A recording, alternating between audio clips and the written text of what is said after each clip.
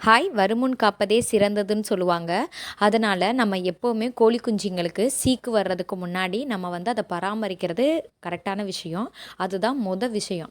அதுக்காண்டி நம்ம முதல்ல என்ன செய்யணும் அப்படின்னு கேட்டிங்கன்னா, முதல்ல நம்ம எப்போயுமே அதாவது நைட்டு தூங்கி நம்ம காலையில் எந்திரிச்சு வந்தோன்னே கோழி கூடுங்கள்ட்ட கவனிக்க வேண்டியது கோழி குஞ்சுங்கள்ட்ட ஃபஸ்ட்டு அவங்க வந்து ஏதாவது குன்றாங்களா, அவங்களுக்கு வந்து ஏதாவது மாற்றம் தெரியுதா, அவங்க இரைப்பை வந்து வீங்கியிருக்கா, இல்லை செரிமான கோளாறு இருக்கா, அப்படின்ற மாதிரி நீங்கள் கண்ணால் பார்க்கையிலே ஒரு கோழி குஞ்சியை நம்ம ஐடென்டிஃபை பண்ணிடலாம். இதில் தான் அதுக்கு பிரச்சனை இருக்கும் அப்படின்னு. ரெண்டாவது வந்து அவங்க எச்சம் போடுவாங்க இல்லையா, அதை வச்சு கூட கண்டுபிடிச்சிடலாம். இந்த மாதிரி இதனால தான் இப்போ அதுக்கு ப்ராப்ளம்.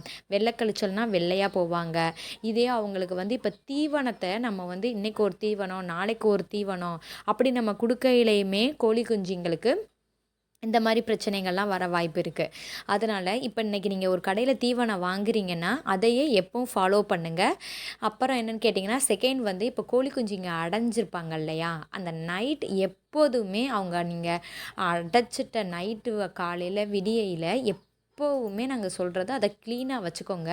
ரெண்டாவது என்னென்னு கேட்டிங்கன்னா, அந்த இடத்த வந்துட்டு வந்து இடத்த வந்து நல்லா கூட்டிடணும். எப்போவுமே கூட்டி நம்ம க்ளீனாக வச்சா மட்டும்தான் அவங்களுக்கு சீக்கு வராமே நம்ம தடுக்கலாம்.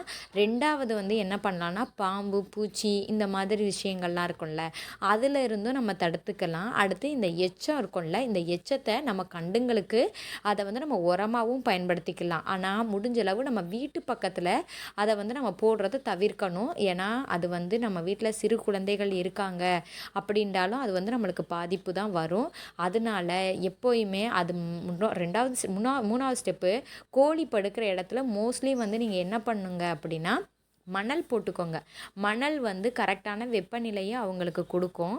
அப்படின்றம்போது அது வந்து இடம் க்ளீனாக இருக்கும். மூணாவது என்னன்னு கேட்டிங்கன்னா, அவங்க தீவனத்தோட பார்ட் இருக்கும்ல, அதை எப்பவும் க்ளீனாக வச்சுக்கோங்க. வச்சுட்டு அவங்களுக்கு தீவனத்தை காலையில் தூவி விடுங்க. தூவி விட்டு அவங்களுக்கு வந்து அது சாப்பிட இரை எடுக்கிறாங்களா, இல்லை யார் இரை எடுக்கலை, என்ன பண்ணிக்கிட்டு இருக்கு அப்படின்றத நம்ம வந்து ஒரு 10 மினிட்ஸ் இல்லாட்டா ஒரு 5 மினிட்ஸ் அவங்களுக்காண்டி ஒவ்வொரு பேட்சுக்கிட்டையுமே நம்ம டைம் ஸ்பெண்ட் பண்ணி தான் ஆகணும். அப்படி பண்ணையில் நம்ம வந்து அவங்களுக்கு வருமுன் காக்கிற திட்டத்தை நம்ம அதில் பார்க்கலாம். ஏன்னு கேட்டிங்கன்னா, அப்புறம் அந்த கோழி குஞ்சு எங்களுக்கு வந்துருச்சுன்னா அப்புறம் அது ரிப்பீட்டடாக வந்துட்டே இருக்கும். அதனால நம்ம எப்போயுமே வர்றதுக்கு முன்னாடி அதை பாதுகாக்கிறது ரொம்ப நல்லது. ஏதாவது கோழி குஞ்சுக்கு இந்த மாதிரி ப்ராப்ளம் வருதுன்னா அதுக்கு ஏற்ற மாதிரியும் நம்மக்கிட்ட வந்து என்ன இருக்கும், அதாவது மெடிக்கலில், அதாவது கால்நடை மருத்துவத்தில் வந்துட்டு நீங்கள் கேளுங்க. கேட்டுட்டு அதோட மெடிசன்ஸ் போடுங்க.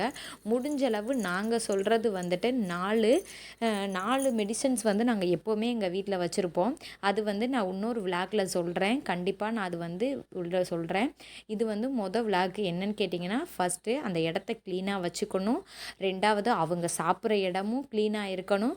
மூணாவது வந்து எச்சத்தை நல்லா கூட்டிருங்க. நாலாவது அவங்களுக்கு வந்து முடியலையா, என்ன பண்ணுது ஏது பண்ணுதோ அன்றாடம் நம்ம தான் கவனிக்கணும். அவங்க வாயை திறந்து சொல்ல மாட்டாங்க. ஏன்னா வளர்க்குறதுனால நம்ம பொறுப்பு தான். நம்ம தான் அதை பார்த்து கேர்ஃபுல்லாக வளர்க்கணும். உங்களுக்கு கோழி குஞ்சியில் வளர்க்குறதுல ஏதாவது டவுட் இருந்துச்சுன்னா என்கிட்ட கேளுங்க. நான் கமெண்ட் பண்ணி நான் உங்களுக்கு ஷேர் பண்ணுறேன்.